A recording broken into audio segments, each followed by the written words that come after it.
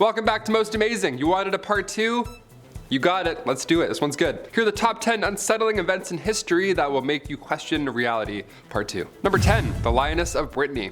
We'll kick this part 2 off with the tale of a fierce pirate named Jeanne de Clisson. Yeah, she wasn't playing around. De Clisson was born into a wealthy aristocratic family. Her parents, Maurice Montagu and Lettice de Parthenay, they welcomed this little swashbuckler in the 1300s in the French province of Brittany.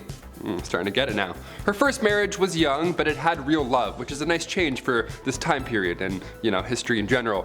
10 years later, in 1326, her husband sadly passed away. He was executed for treason by the French king, although it was false claims and all that jazz. It was shady. So she went full on rage mode. She sold everything that she owned, including her land, and then got massive warships and just attacked. She equipped these warships with red sails and everything. She was the pirate queen of the English Channel. For the following 13 years, she would wipe out French fleets. Yeah, we're kicking off this list with pirates. Swashbuckle up. Number 9. Immortal Emperor. Qin Shi Huang was trying to find the key to immortality, but in doing so, he met his fate. The first emperor of China caught wind of old myths about immortality in these 3 spiritual mountains. And living on these mountains were these immortals. So he searched for what's called the elixir of life. This sounds like Legend of Zelda now a little, I'm not gonna lie, I'm into this. He once sent hundreds of young men to the Penglai mountain. They were sent to retrieve this elixir, but they never returned. Pretty mysterious. Maybe it had something to do with the fact that the contact they were supposed to meet was a 1,000-year-old magician. And no one was there. Odd. His next plan was to get his own alchemist to make immortality pills, but unfortunately they were made of mercury, so those pills were now the cause of his death.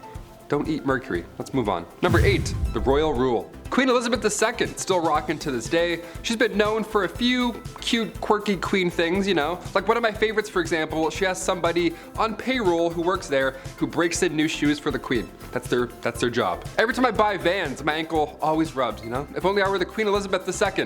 That'd be such a great job, just putting on shoes all day and be like, they feel good.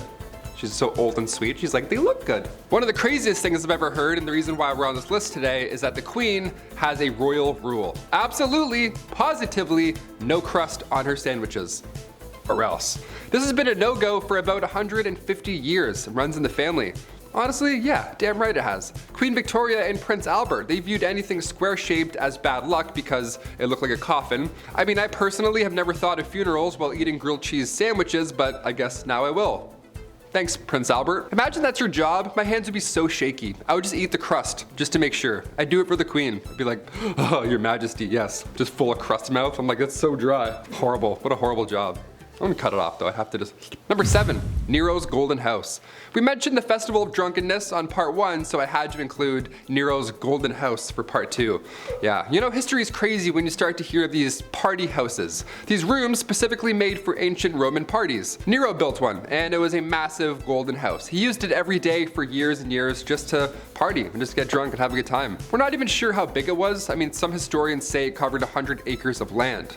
This is like Project X in Roman days. It's like Project X LV AD.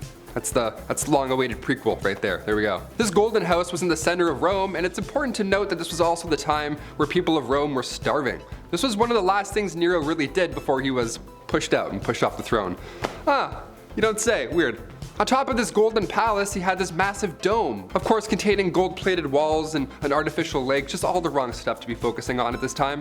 Inside this main gold room, there's tons of individual rooms inside, but none of them were bedrooms for anybody. What an absolute waste, they were just empty. He built all this just to party with rich visitors 4 times a week. Yeah, great leader. It's a good leader right there. Number 6, Jesters In Battle. Being a professional comedian has got to be hard work. You can say 1,000 hilarious, well thought out bits, but one ill-timed tweet that goes a little too far, well, your entire career is gone. See you later. Well, back in the day, being a professional fool or a jester, it was no different.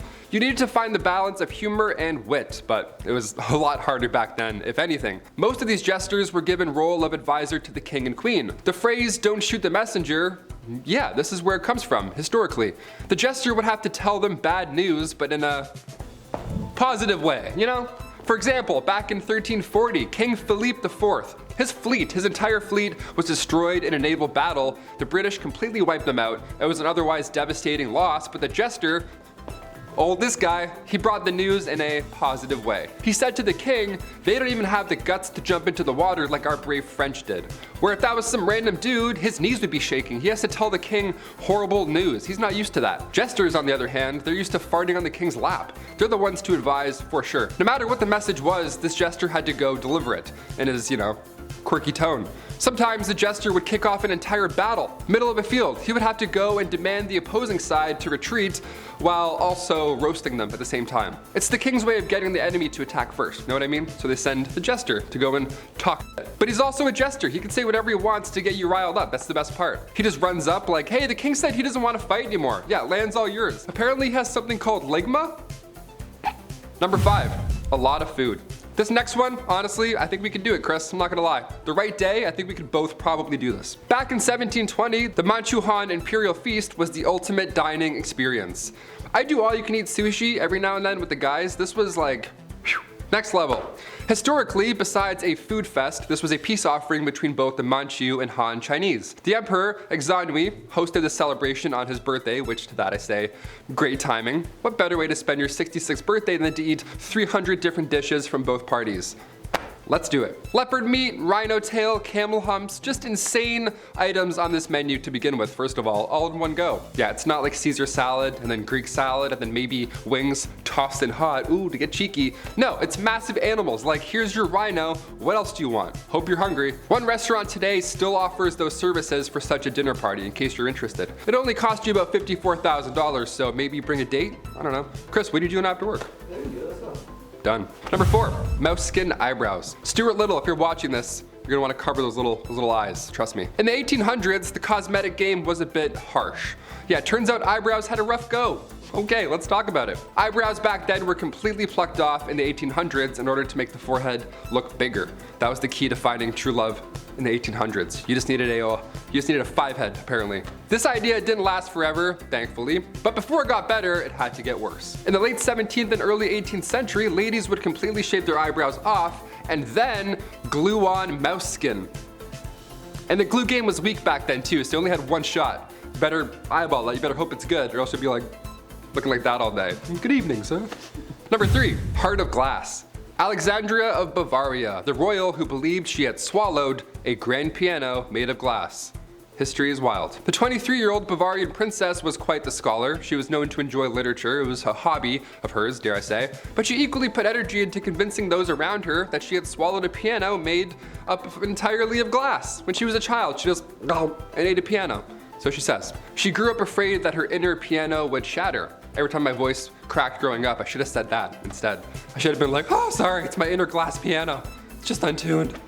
Shut up, man. This was a real issue though. She would enter rooms slowly and sideways, like to avoid cracking that personal piano problem. That's wild, imagine seeing this. But just like King Charles VI, he thought he was gonna break at any given moment. Saying you were made of glass was quite an uncommon delusion, but we've seen it in royals more than once, so no one knows what's going on. There's actually a play on this glass delusion. The play is called The Glass Piano by Alex Sobler. It's pretty new, so if you have a chance to support some wild history and theater, go for it. Number 2, the anti-theft briefcase. Morning commutes can be quite hectic, and today we thankfully have slim, safe anti-theft backpacks so you don't have to worry about losing any belongings in your early morning rush. Well, in the late 1950s, they had anti-bandit bags, which had a couple of neat tricks. You ever want to feel like Inspector Gadget on your way to work? Here you go. The first one came out in 1959. Banks were being robbed while transporting cash quite often, so the smoke bag came out. Red mist would cover the not-so-smooth criminal or scare them away. Cool. So far we're working. 1963, here comes the anti-bandit bag. Well, what does this bag do, you ask? Well, at the push of a button, all of the bag's contents will be emptied, just thrown all over the street.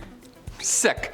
Now that's what I call a solution right there. Hey, give me that file. He's like, I take them all. The bag that empties its own contents. Okay, inventor John Rinfret was tired of being robbed all the time, so he designed this briefcase to, as a solution. Where if you turn your thumb the wrong way accidentally, you're hilariously late for work. Yeah, my briefcase almost got stolen and then I had to gather all of my things. Horrible morning, the worst, sorry I'm late. And finally, number 1, Ice Palace. If you liked Frozen, you'll get a kick out of this one. Anna Ivanova, the Empress of Russia from 1730 to 1740. This crazy, okay, let's talk about her. What's going on with this? To celebrate the victory of the Ottoman Empire, Anna gave the order to build an ice house. Sure, out of all the things, that's how we're gonna celebrate. Cool, grab your jackets. Sorry, an ice palace. A palace. It's gotta be big and palace-like. She's a queen who just won battles. If I was there, I would 100% have just licked the walls. I've always wanted to go to an ice hotel and just see how many licks I can get in before getting kicked out. They're like, what's that guy doing? Stop him! The building starts leaning, I'm like, he's ruining the wall. This palace was huge. It was 20 meters by 50 meters, so a lot of ice to lick. And inside there were ice trees, ice birds, and ice, you get the point. To make it even more ridiculous, Anna arranged a marriage with a prince and one of her maids. They didn't know each other, they were forced to ride an elephant together, and on top of that, all the guests were dressed up like clowns. This had to be number one, right? You see, it was a nightmare. Anna made the guests party all night, freezing cold, literally dressed like clowns. You know, it was so slippery too. Like, they're like, whoa, what a waste of time, what a joke. Those are the top 10 unsettling events in history that will make you question reality part 2. I know you want a part 3, so just hit that thumbs up, let me know in the bottom, and I'll return. I already have like 8 picked out, it's crazy. See you next time on Most Amazing Top 10. I'm Taylor McWaters, bye.